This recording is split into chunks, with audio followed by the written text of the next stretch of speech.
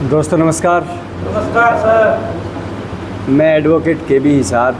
आज हमारा input session है और नाम आप देख रहे हो, केवल एक ही आवश्यकता, द ओनली रिक्वायरमेंट। ठीक है।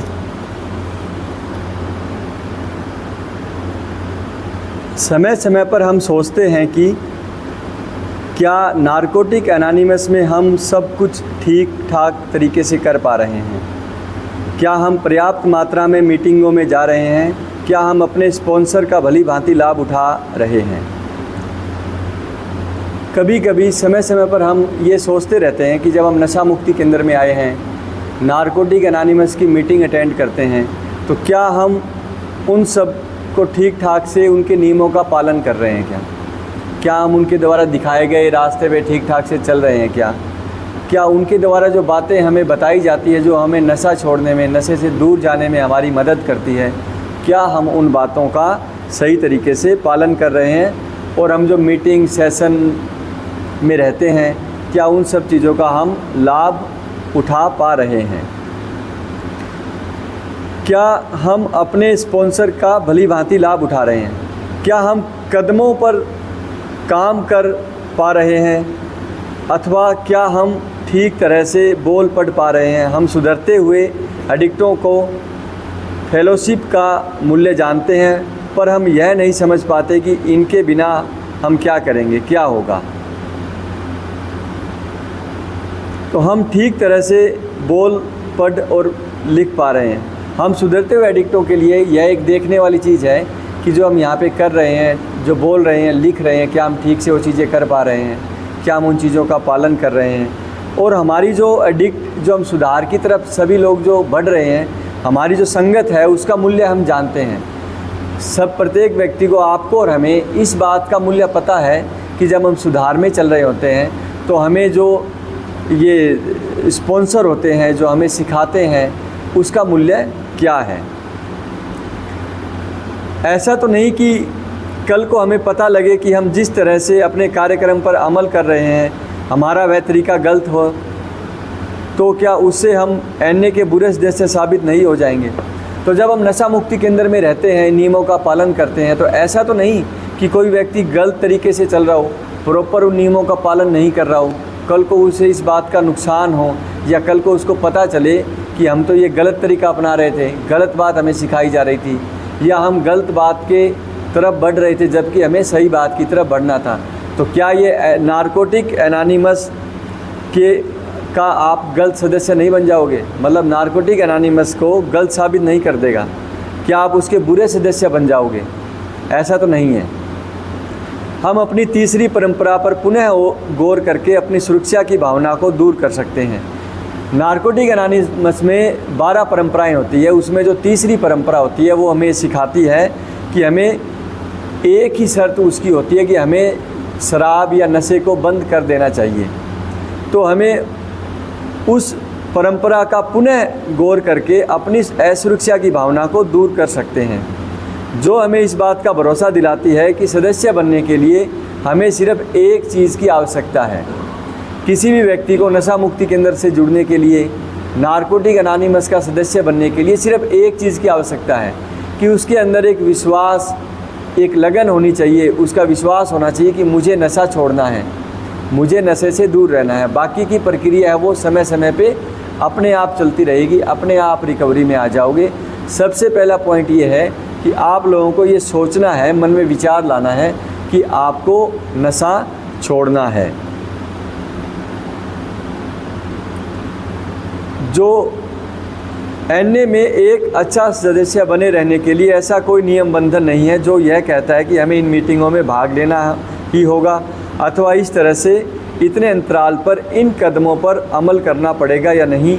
खासम खास मीटिंगों में तो ज़रूरी जाना ही होगा, या इन लोगों के मुताबिक अपना रहन सहन कायम करना पड़ेगा। नारकोटिक एनोनिमस आपको ये नहीं कहता कि आपको मीटिंग अटेंड करनी है, कंपलसरी है, कोई दबाव है। ऐसा नारकोटिक एनोनिमस या नशा मुक्ति के अंदर ऐसा कुछ नहीं कहता। लेकिन ये ज़रूरी है कि आपको अगर नशा छोड़ना है, इससे दूर जाना है, तो समय समय पे आपको मीटिंगें अटेंड करनी पड़ेगी। आपको इस माहौल के साथ जुड़ा रहना पड़ेगा, अन्यथा आप नशे से दूर नहीं जा पाएंगे। यह सच है कि अगर हम वैसा ही सुधार अपने अंदर पाना चाहते हैं जैसा कि हम उन सदस्यों में देखते हैं जिनका हम सम्मान करते हैं। आप सब लोग नशा मुक्ति केंद्र में हैं, तो आप सब लोग ये चाहते हैं कि जो लोग रिकवरी में हैं आप उनकी तरह ही खुद रिकवर होना चाहते हैं, या उनकी तरह ही आप अपने आप में सुधार करना चाहते हैं, तो आपको उन लोगों की बातें माननी पड़ेगी, उन लोगों का सम्मान करना पड़ेगा, उन लोगों का रिस्पेक्ट करना पड़ेगा। जैसे आप किसी इंसान से प्रभावित हुए कि इसने नशा छोड़ दिया है, मैं भी नशा छोड़ दूं, इसकी तरह ही मेरी इज्जत हो, मेरा मान सम्मान हो, तो आपको हर हाल में उस व्यक्ति का सम्मान करना पड़ेगा, उस व्यक्ति का आदर सम्मान आपको करना ही पड़ेगा। वो जो आपको बातें बताएंगे वो बातें आपको माननी पड़ेगी।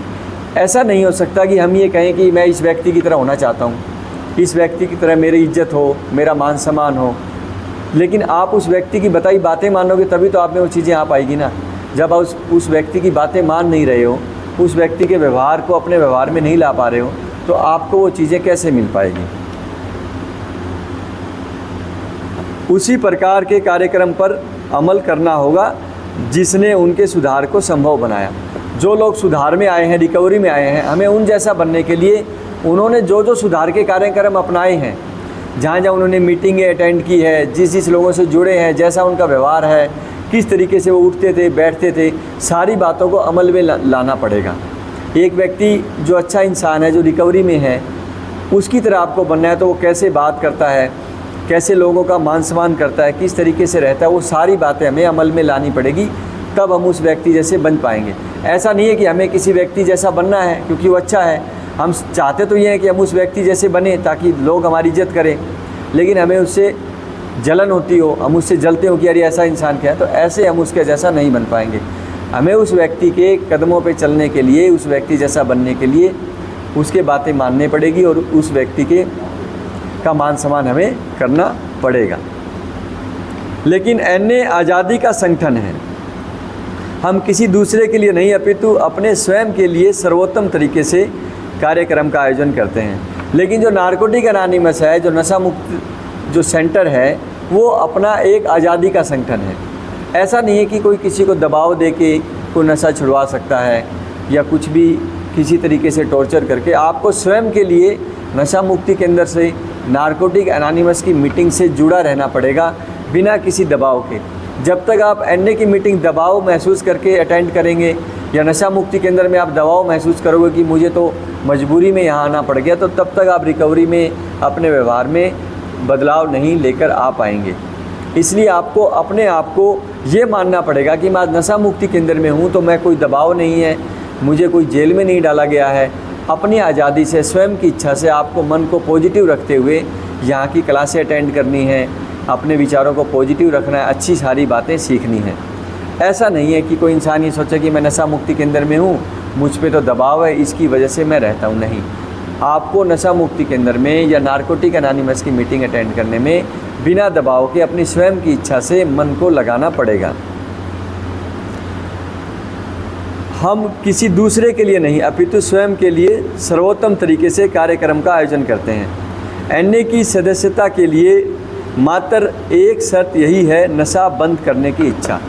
किसी भी बंदे की नारकोटिक एनोनिमस की मीटिंग अटेंड करने के लिए, उसका सदस्य बनने के लिए या नशा मुक्ति केंद्र से जुड़ने के लिए, उसका सदस्य बनने के लिए सिर्फ एक शर्त है, एक चीज़ आपको चाहिए, केवल नशा बंद करने की इच्छा आपके अंदर होनी चाहिए।